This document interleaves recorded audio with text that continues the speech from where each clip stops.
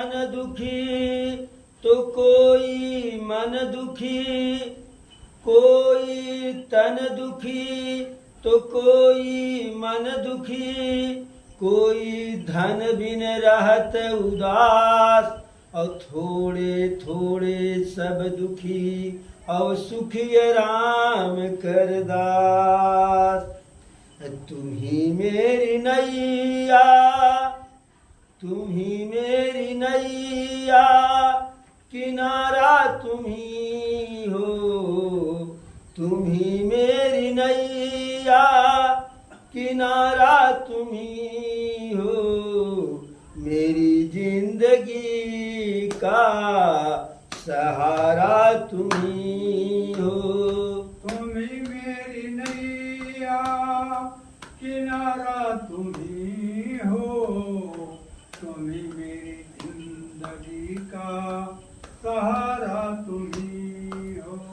तुम्ही मेरी नैया, किनारा तुम्ही हो, मेरी जिंदगी का सहारा तुम्ही हो।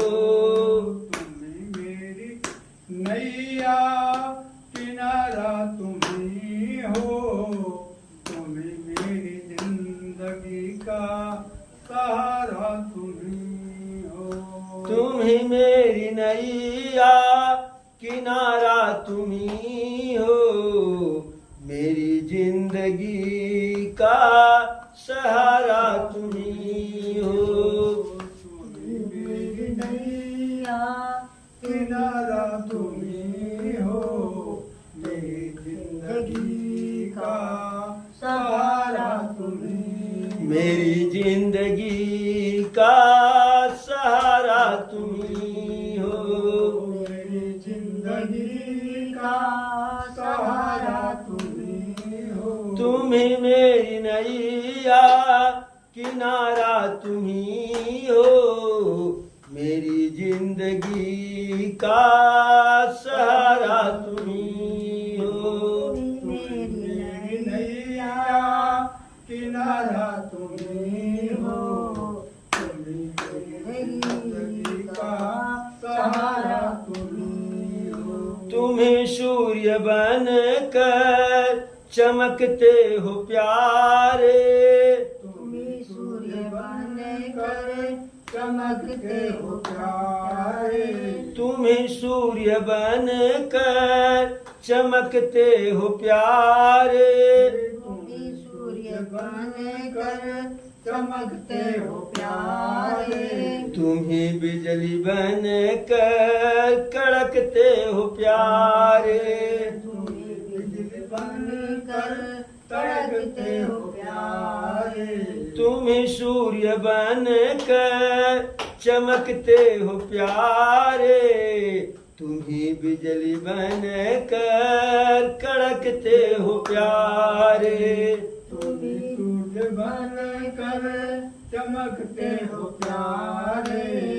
तुम्ही बिजली बन कर कड़कते हो प्यारे। तुम्हें चाँद तारे, तुम्हें चाँद तारे, सितारा तुम्ही हो, तुम्ही चाँद तारे, तुम्ही चाँद तारे, सितारा तुम्ही हो। तुम्हें चाँद तारे, सितारा तुम्ही हो, मेरी जिंदगी का सहारा तुम्ही हो। मेरी तारे, सितारा तुम्ही हो, मेरी जिंदगी का सहारा तुम्ही हो। तुम्हें चाँद तारे, सितारा तुम्ही हो, मेरी जिंदगी का सहारा तुम्ही हो। चाँद तारे, सितारा तुम्ही हो, मेरी जिंदगी का सहारा तुम्ही हो। मेरी जिंदगी का सहारा तुम्ही हो। मेरी जिंदगी का सहारा तुम्ही हो। तुम्ही मेरी नैया किनारा तुम्ही हो, मेरी जिंदगी का सहारा तुम्ही हो। मेरी नैया सहारा तुम्ही हो, मेरी जिंदगी का सहारा तुम्ही पुष्प बन कर महकते हो प्यारे, तुम्ही पुष्प बनकर महकते हो प्यारे, तुम्ही पुष्प बन कर महकते हो प्यारे, तुम्ही पुष्प बनकर महकते हो प्यारे, तुम्ही बन के बादल बरसते हो प्यारे, तुम्ही बनके बादल बरसते हो प्यारे, तुम्ही बन के बादल बरसते हो प्यारे, तुम्ही बनके बादल बरसते हो प्यारे, तुम्ही पुष्प बन कर महकते हो प्यारे, तुम्ही बन के बादल बरसते हो प्यारे, तुम्ही बनके बादल बरसते हो प्यारे, तुम्ही बनके बादल बरसते हो प्यारे, तुम्ही पुष्प बन कर महकते हो प्यारे, तुम्ही बन के बादल बरसते हो प्यारे, पुष्प बनकर महकते हो प्यारे, तुम्ही बनके बादल बरसते हो प्यारे, नदी सिंधु सागर की, नदी सिंधु सागर की धारा तुम्ही हो, मेरी जिंदगी का सहारा तुम्ही हो,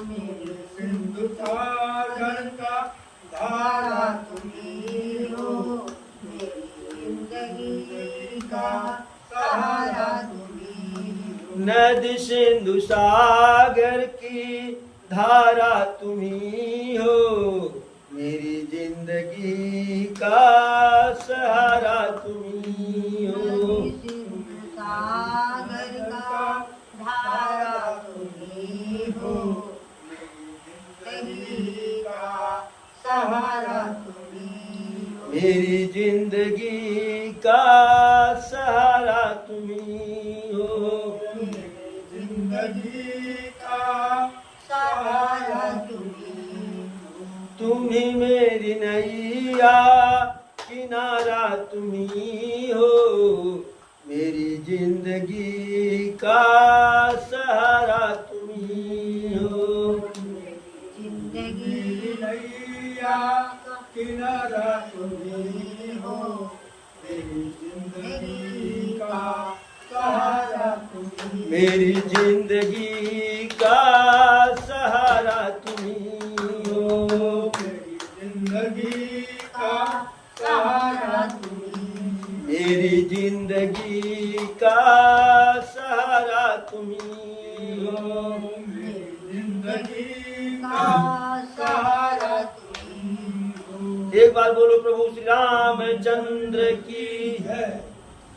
द्वार भीर सेवक सचिव, द्वार भीर सेवक सचिव, कहीं उदित रवि देख, जागेऊ अजहु नयवधपति, कारण कमनु विशेष। अरे पछिले पहर भूप नित जागा, आवाजु हम ही बड़े अचरज लागा, चाहु सुमंत्र जगावहु जाई, और कीजिए काजूर जाय सुपाई। गए सुमंत्र तब राउर माही, और देखी भयावन जात डराही। धाई खाई जनु जाई नहेरा, और मानहु विपति विषाद बसेरा। पूछे कौन उतर देई और गए जही भवन भूप कह के कही जय जीव बैठ सिरुनाई और देखी भूप गति गयऊ सुखाई सोच विकल विव रन मही परऊ और मानहु कमल मूल परिहरऊ सचिव सभी तय सकई नहीं पूछी और बोलिय सुबह भरिय शुभ छूछी परीन राजहिनी दिन से हे तू जान जगदीश राम राम रटि भोर किए कहि न मरमु महीश। अब उधर जब प्रातः काल हुआ तो सबको तो लगा कि जो है आज प्रभु श्री रामचंद्र जी का राज्याभिषेक होगा, तो हर कोई कि हम प्रथम सबसे पहले हम पहुंचे दरबार में। कुछ तो राम से प्रेम था, उस प्रेम में मग्न होने के कारण रात्रि में लोगों को नींद नहीं आई। सकल मनावही होई कब काली बिघिन मनाव देव कुचाली। तो सारे अवधवासी तो यह मना रहे थे कि कब सुबह हो। तो जैसे सुबह हुआ तो हर कोई राम के प्रेम में उन्मत्त जो है मदमत प्रेम में डूबा हुआ राज दरबार में पहुंचा कि सबसे पहले हम पहुंच जाएं। और कुछ तो इसमें गए कि कहीं ऐसा न हो विलंब हो जाए तो महाराज पूछ ले कि तुम अब तक कहाँ थे। तो इसलिए पूरा राज दरबार में भीड़ हो लग गई जो है। जब सब आ गए और सूर्योदय हो गया तो जो सचिव थे, विप्रगण थे, गुरु थे, ऋषि मुनि थे, महाजन थे और जो महाराज दशरथ के अधीन छोटे छोटे राजा थे, अब वह सब बहुत परेशान। जागेऊ अजहु न अवधपति। अभी तक महाराज दशरथ जगे क्यों नहीं? कारण कौन विशेष, कौन सा ऐसा विशेष कारण? क्योंकि महाराज दशरथ जी सदैव प्रातः काल, जिसको हम कहते हैं ब्रह्म मुहूर्त में जगने वाले थे। वो हमेशा ब्रह्म मुहूर्त में जगते थे और आज नहीं जगे जबकि उनके पुत्र का राज्याभिषेक है। तो सबको आश्चर्य लगा। किसी किसी ने विचार किया कि हो सकता है मारे खुशी में रात्रि में जो है समय से नींद न आई हो और नींद जो है बेसमय आ गई हो। सुमंत्र को लोगों ने भेजा कि जा करके जगाओ और लिवा करके आओ और उनके आदेश जैसा वो कहें वैसा जो है फिर आगे का कार्यक्रम किया जाए। सुमंत्र जी गए महाराज दशरथ के राज दरबार में, जहां उनका राजमहल था, उनका निवास था। तो वहां वह दिखे नहीं, लेकिन ऐसा भयावह लग रहा था वहां जो है कि डर सा लग रहा था उनको, जैसे अरे धाई खाई जनु जाई नहेरा मानव विपति विषाद बसेरा। मानो वह जहां महाराज दशरथ जी जिस महल में सोते थे, अरे भाई एक तो महल महारानी कौशल्या का, दूसरा कैकेयी का, तीसरा सुमित्रा का और चौथा पर्सनल महल महाराज दशरथ का था जो है।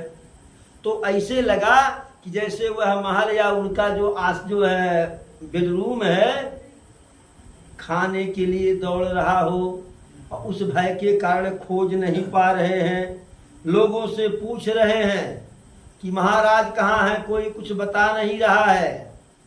तब सोचे कि हो सकता है महाराज महारानी कैकेयी के महल में हो, क्योंकि कैकेयी को बहुत प्रेम करते थे। तो कैकेयी के महल में गए और वहां दशरथ जी को जो है दूसरे ही रूप में देखे। जैसे ही देखे तो प्रणाम किए और प्रणाम करके जो है सिर झुका करके बैठ गए और महाराज को देख करके स्वयं जो है सुमंत्र जी जैसे स्वयं सूख गए। और महाराज की स्थिति क्या? शोच से व्याकुल, चेहरे का रंग उड़ा हुआ, जो चेहरा गुलाब की तरह से खिला रहता था, जिसपे तेज रहता था, वह चेहरा जैसे पीलिया हो गया हो, और जमीन पर लेटे हुए हैं जैसे, अरे मानहु कमल मूल परिहरऊ, जैसे कोई कमल के नाल को जड़ से ही उखाड़ दिया हो। अब भय के कारण कुछ पूछ नहीं पा रहे हैं कैकेयी से, क्योंकि दशरथ जी कुछ बताने के लायक है ये नहीं है। तब वह जो है अशुभ वाणी को शुभ बना करके बोली, जो है जैसे कैकेयी बोली तैसे जो है सुमंत्र जी को लगा कि हाँ इसी का कुछ न कुछ करामात है, सारा कार्य ही की है, सब बिगाड़ी है। तो कैकेयी बताई क्या, परीन राजहिनी दिनसी हे तु जान जगदीश, राम राम रटि भोर किए कहइन मरम महीश। हे सुमंत्र जी, महाराज को पूरी रात नींद नहीं आई। अब क्यों नहीं आई यह तो कारण जो है जगदीश ही जाने, भगवान ही जाने, लेकिन मैं इतना ही जानती हूं कि राम राम रटि भोर किए, राम राम रटते हुए रात्रि व्यतीत कर दिए, सुबह हो गया, और पूछने पर कुछ बता नहीं रहे हैं कि क्यों ऐसा क्या है। तो आप एक काम कीजिए, अति शीघ्र राम को बुला करके ले आइए और तब महाराज से पूछिए कारण क्या है। अब एकदम 100% जो है सुमंत्र जी को विश्वास हो गया कि कैकेयी ही सारे अनबल का कारण है, कि इसने कोई बहुत बड़ा कुचाल कर दी है, कुकृत्य कर दी है। वहां से चले राम जी को बुलाने के लिए,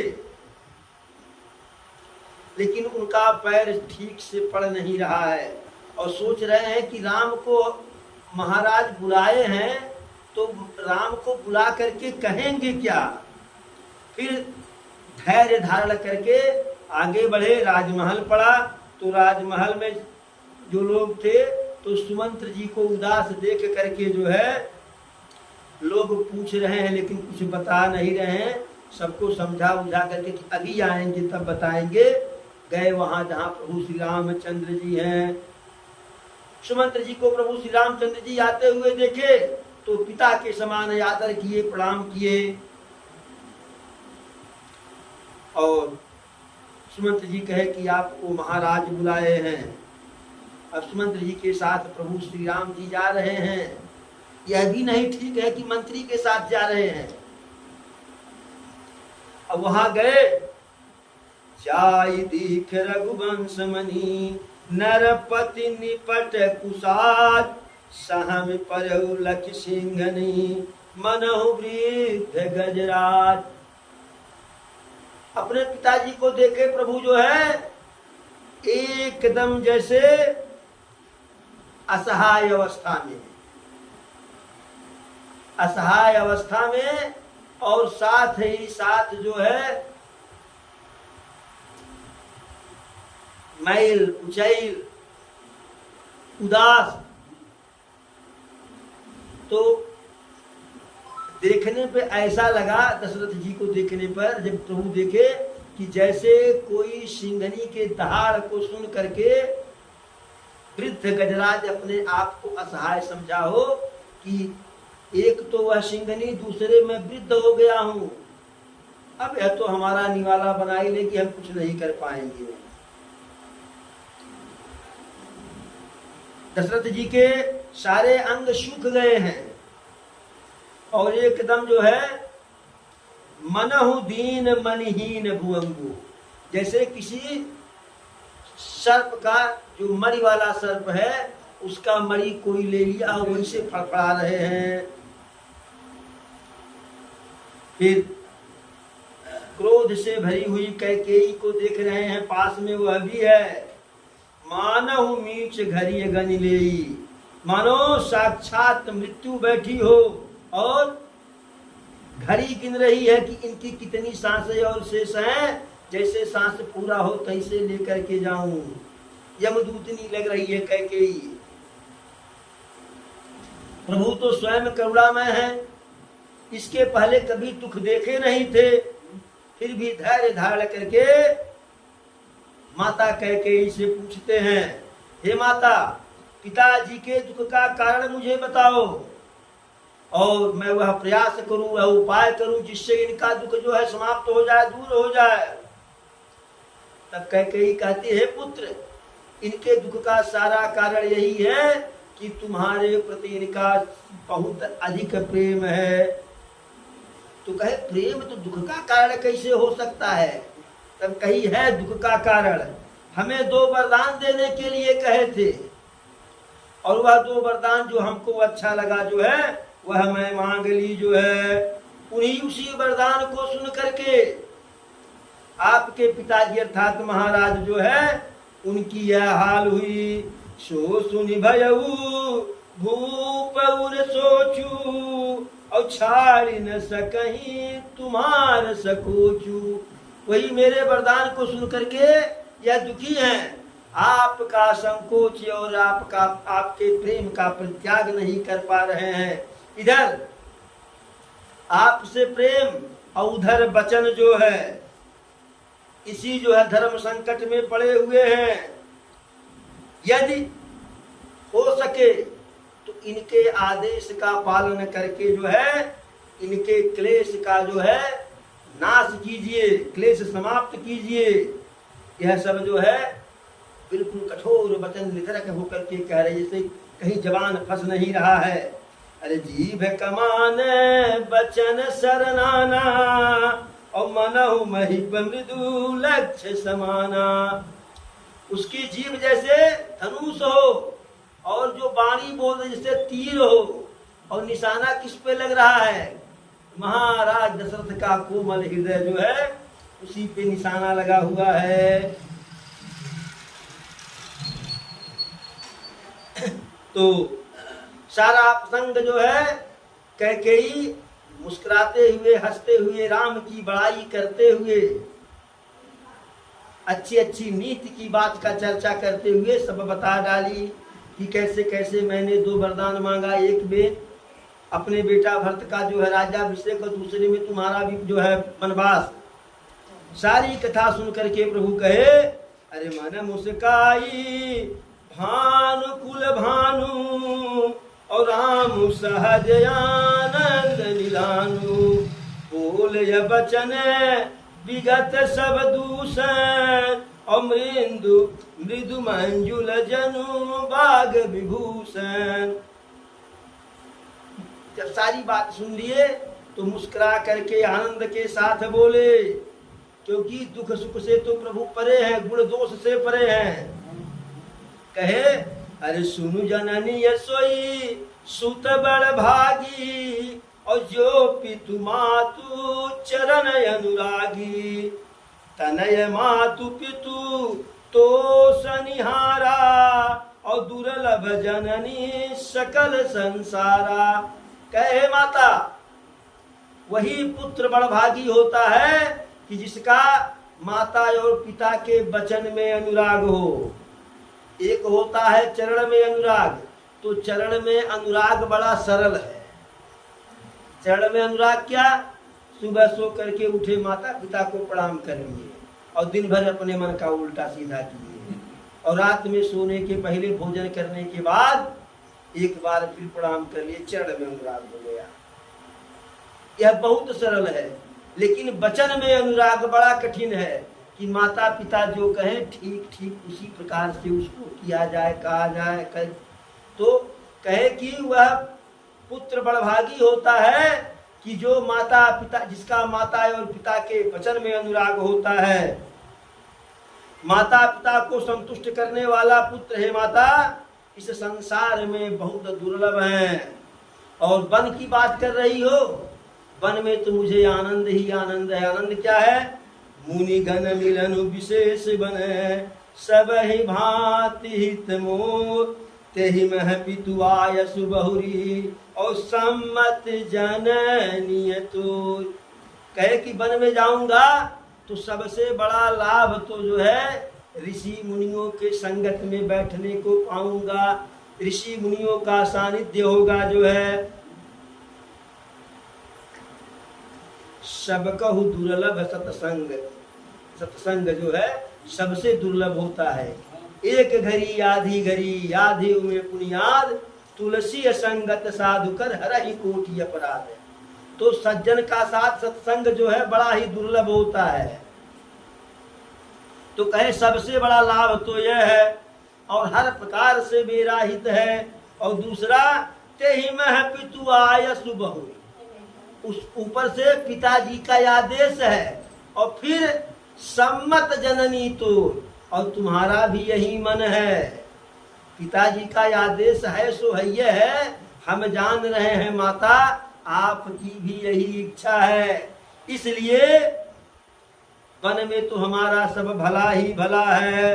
और मेरा भरत तो जो है मेरे लिए प्राणों से प्रिय है। इससे अच्छी बात क्या होगी कि वह राजा बने।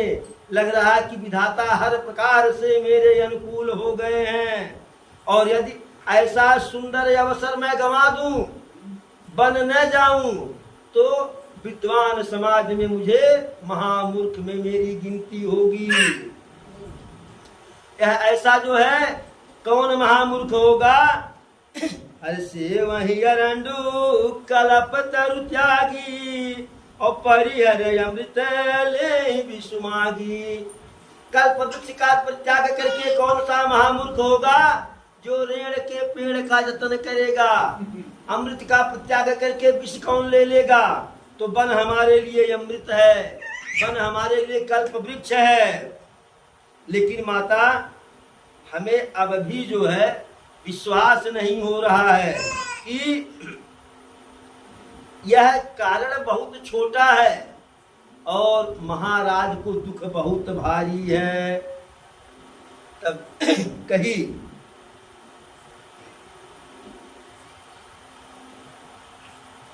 कहे प्रभु थोर ही बात है पिता ही दुख भारी, होत प्रतीत न मोहि महतारी।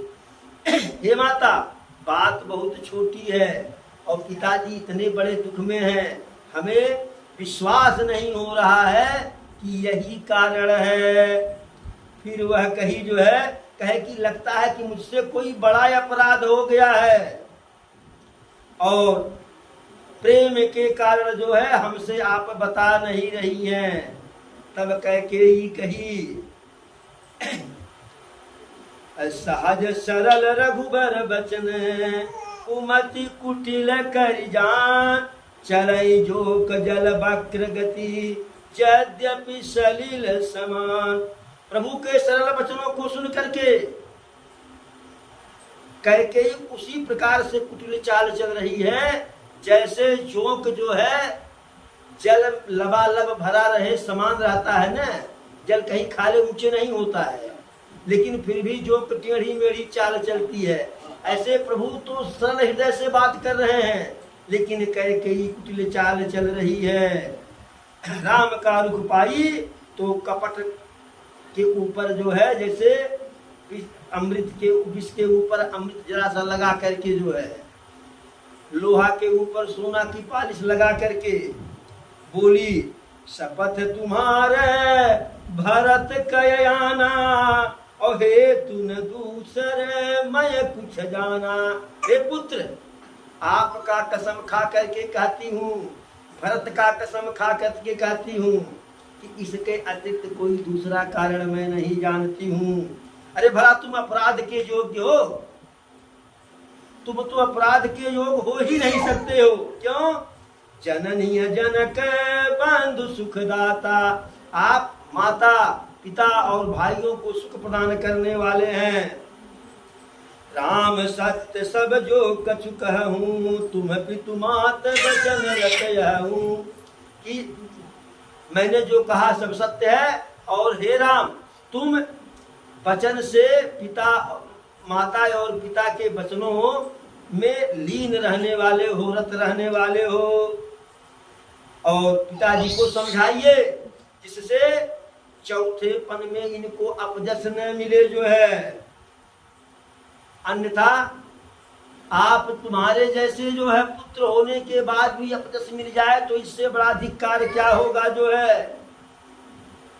कैकेयी के मुख से नीति की बात वैसे अशुभ लग रहा था जो है, जैसे मगह गया दधि तीर्थ, जैसे जैसे गया का जो तीर्थ होता है, लोग जाते तो हैं लेकिन वहां कोई बड़ा हंसी खुशी से नहीं जाते। लोग कहते कहा गया डांड भरे जाते हो। राम ही मातु बचन सब भाए, और जिमि सुर सरिगत शरीर सुहाए।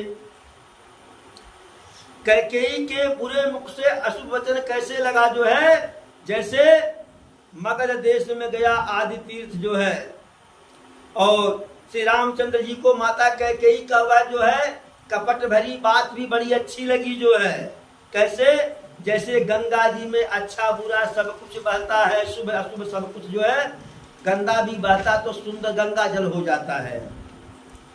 इधर दशरथ जी की मूर्छा जाती है, करवट लेते हैं। सुमंत जी कहते हैं कि राम आ गए हैं। राम को देखने के लिए जो है धीरे से नेत्र उभारते हैं। सुमंत जी संभाल करके बैठाते हैं, प्रभु को हृदय से लगा लेते हैं और फपक फपक पक के रोने लगते हैं। प्रभु भी महाराज को देख करके उनके भी नेत्रों से जो है जल की वर्षा होने लगती है।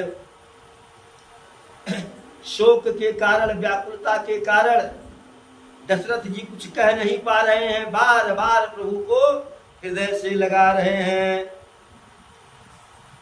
शंकर जी से जो है मन ही मन जो है प्रार्थना कर रहे हैं कि हे शंकर जी, हे गणेश जी, हे अवगढ़दानी, आप सबके मन को फेरने वाले हो। ऐसा कुछ कर दो कि मेरा राम कह दे कि मैं बन नहीं जाऊंगा। तुम प्रेरक सबके हृदय, सोमति राम ही देव, बचन मोर तज रही घर, परिहर शील सने। कि राम के हृदय को प्रेरित कर दो, बदल दो, मेरे वचन का परित्याग करके घर पे ही रहे जो है। चाहे अपयश मिले चाहे यश मिले, स्वर्ग में जाऊं या नरक में जाऊं, लेकिन राम के दर्शन से मुझे विमुख न होना पड़े। इस प्रकार से असमन गुनई राव नहीं बोला, और पीपर पात सरिस मन डोला। रघुपति पितहि प्रेम बस जानी, और पुनि कछि कहि मातु अनुमानी। अस मन गुनई राव नहीं बोला, मन ही मन ऐसा विचार कर, कुछ बोल नहीं रहा जो है, लेकिन ऐसा विचार कर तो पीपर पात सरिस मन डोला।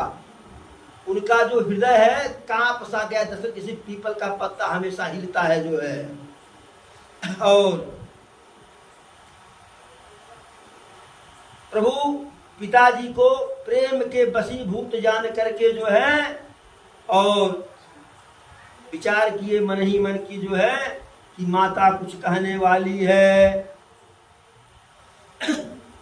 तो कहे कि देश काल अवसर अनुसारी, बोले वचन विनीत विचारी। उस समय जैसी बात की जा सकती है वैसी बात किए प्रभु।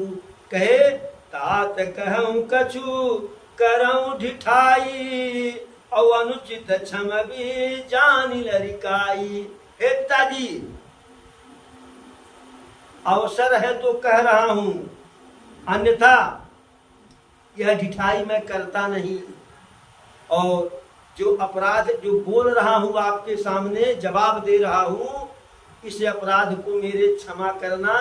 बालक जान करके जो है, यह बड़ी छोटी सी बात थी मेरे बन जाने की, आप पहले क्यों हमें नहीं संदेशा दिए जो है।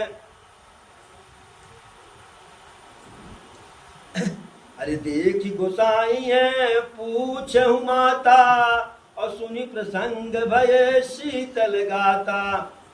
स्वामी कोई दशा में देख कर मैंने माता से पूछा नहीं, आप कोई दशा में देख करके मैंने माता कैकेयी से पूछा जो है, उनसे सारा प्रसंग सुनकर तो मेरा जो है शरीर जो है बिल्कुल शीतल हो गया, प्रसन्न हो गया जो है। मंगल समय स्नेह बस सोच परिहरहि तात आय सुदेई हरस हिय कही पुल के प्रभु गात। महाराज दशरथ से प्रभु कहते हैं, पिताजी इस शुभ घड़ी में जो दुखी हैं आप, सोच से ग्रसित हैं, इस सोच का जो है परित्याग कीजिए और बन जाने का आदेश प्रसन्न मन से दीजिए। ऐसा कह करके प्रभु का शरीर बिल्कुल गदगद हो गया। इस प्रकार से प्रभु अपने पिताजी को समझाते हैं और दशरथ जी को जो है ढाढ़स देते हैं। माता कैकेयी तो बिल्कुल मन ही मन प्रसन्न हो जाती है जो है कि अब कोई बात नहीं जो है, और कहे हे पिताजी आप चिंता मत कीजिए, 14 वर्ष की ही तो बात है ना, मैं यूं गया यूं आया 14 वर्ष व्यतीत करके जो है, और आकर के फिर आपके चरणों का दर्शन करूंगा, फिर जैसा आप आदेश देंगे वैसा करूंगा। जाऊं पहले अपनी माता से विदा मांग ले आऊं, उसके बाद तो फिर आपसे विदा लूंगा, माता कैकेयी से विदा लूंगा। प्रभु वहां से निकलते हैं, माता कौशल्या के पास जाते हैं। माता कौशल्या देखती हैं तो कहते रे पुत्री अभी तक कहाँ थे आप जो है, और जाओ जल्दी से स्नान करो, बढ़िया बढ़िया राजसी वस्त्र पहनो और जो अच्छा लगे वह भोजन करो, मीठा खाओ, फल खाओ, सब कुछ खाओ जो है, आज तुम्हारा राज्याभिषेक है। प्रभु कहे माता ये बताइए वन बड़ा है अयोध्या बड़ी है? तो माता कहीं कि अयोध्या तो सीमित है लेकिन वन तो असीमित है, वन बड़ा है। तो कहीं बताइए मैं बड़ा हूं कि भरत बड़ा है? तो कहे तो निर्विवाद तुम बड़े हो, भरत तो तुमसे छोटा है। तो कहे पिताजी हम बड़ा हैं तो हमें बड़ा वाला राजा बना दिए, और मेरे भरत मेरा छोटा है इसलिए उसको छोटा वाला राजा बना दिए। अब माता कौशल्या इस पहेली को समझ नहीं पा रही हैं। तब प्रभु कहते हैं कि पिताजी हमको वन का राजा बना दिए, अयोध्या का राजा भरत को मेरे बनाएंगे। इस प्रकार से जैसे यह बात सुनी जो है माता कौशल्या एकदम उदास हो गई, जैसे कांप सी गई। भाई इसका बेटा राजा बनने वाला हो और क्षण भर में सुन रही हैं कि जो है इसको बन जाना है। तो कहीं कि किसका आदेश है? कहे पिता का आदेश है। तो कहे पिताजी का आदेश है तो पिता से मुझे माता बड़ा जान करके बन मत जाओ। प्रभु कहे हाँ माता यह बात तो सही है, लेकिन पिताजी के साथ साथ माता कैकेयी की भी यही इच्छा है। तब माता कौशल्या कहीं तब अयोध्या में तुम्हारा कोई कार्य ही नहीं है। जब माता कौशल्या की भी यही इच्छा है, उनका भी आदेश है, तो वन ही जो है आपके लिए माता है, पिता है, सब कुछ सारे रिश्ता है, तो वही वन ही आपके लिए राज है। तो इस प्रकार से माता समझाती है। इतने में सीता जी जो है कहीं सुनी जो है वह आ गई। अब वह जाने के लिए हट करने लगी। नाना प्रकार से जो है माता कौशल्या समझाई, प्रभु श्री राम समझाए कि वन में हई दुख है, हऊ दुख है, लागे अति पहाड़ कर पानी। पता नहीं जिससे भोजन के लिए कहे कि भोजन इस प्रकार का भोजन मिलेगा नहीं, कंद मूल फल ही भोजन है, वह भी रोज मिलेगा कि नहीं मिलेगा, सोने की जमीन पर सोना पड़ेगा। माता कौशल्या कहीं कि आज तक मैंने तुमको जो है दीपक बाती टालने के लिए नहीं कही, चित्र में बानर देख करके जो है, चित्र में बाघ देख करके डर जाती हो। प्रभु कहे कि जंगल में तरह तरह के निशाचर जो है मायावी रूप धारण करके घूमते हैं, उनको समझा ही रहे थे, नाना प्रकार से समझाए। तो सीता जी कहीं यदि आप हमको नहीं ले जाना चाहते हैं साथ में, तो उसमें हमारा कोई बस तो है नहीं। लेकिन यह जान लीजिए कि मैं 14 वर्ष व्यतीत होने के बाद 14 वर्ष तक जीवित नहीं रह पाऊंगी आपके बिना।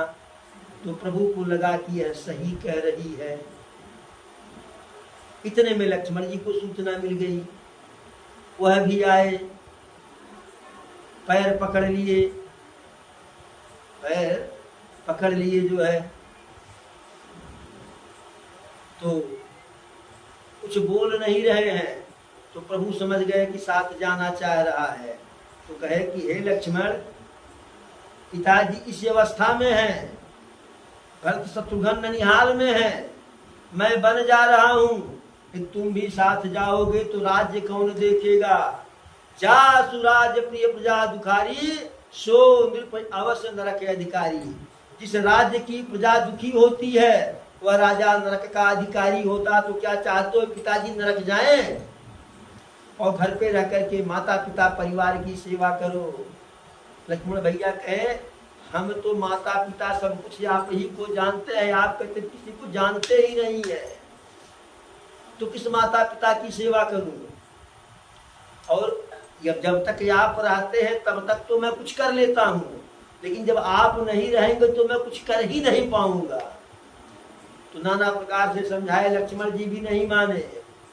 तो कहे ठीक है, नहीं मानोगे जाकर के अपनी माता से आदेश ले आओ। तब गए, माता से आदेश लिए। माता कहीं कि राम और सीता बन जा रहे हैं तो अयोध्या में तुम्हारा कोई कार्य ही नहीं है। निश्चल भाव से राम को पिता और सीता को माता मान करके उनकी सेवा करना। जब जब उनको अवध की याद आवे तब तक कोई किस्सा कहानी कह करके उनके मन को बहलाना, और हमेशा यह जत्न करना, प्रयास करना कि राम और सीता को किसी प्रकार का दुख न होने पावे। माता से आदेश से, माता का आदेश हुआ तैसे बड़े जोर से भागे कि माता तो माता है, अभी कह रही है ठीक है राम के साथ बन जाओ, कहीं बुला करके कह दे ना ना नहीं जाना है। तो वहां से धुरिया झार भागे जो है। जब प्रभु के पास आए तो प्रभु कहे कि कहाँ गए थे। जब कह रहे थे कि माता पिता तुम्ही तो आदेशवा लेने किससे कह गए थे जो है, तो कहे हम देखने गए थे कि आपके अतिरिक्त भी कोई मेरी माता पिता हैं, हमें कोई मिला नहीं। तो इस प्रकार से प्रभु श्री राम, माता सीता, लक्ष्मण भैया बन जाने के लिए तैयार हो गए। अब यह पूरी बात अयोध्या में फैल गई। हर कोई कौशल्या को, कैकेयी को गाली दे रहा है, उनका उलाहना कर रहा है। कुछ लोग दशरथ जी की में कमी निकाल रहे हैं कि बुढ़ौती में मेहरारू के प्रेम में इतना पागल हो गई है। तो फिर तीनों लोग जाते हैं जहाँ माता कैकेयी और दशरथ जी हैं पिताजी, उनके आदेश लेने के लिए। आदेश लेंगे और बन जाएंगे, उसकी कथा कल कही जाएगी। एक बार बोलो प्रभु श्री रामचंद्र की, पवन सुत हनुमान की, चारों भैयन की, चारों मैयन की, अपने अपने माता पिता की, अपने अपने गुरु गोविंद की, धर्म की, धर्म की, धर्म की, अधर्म का, अधर्म का, प्राणियों में, प्राणियों में, विश्व का, विश्व का। हर हर महादेव।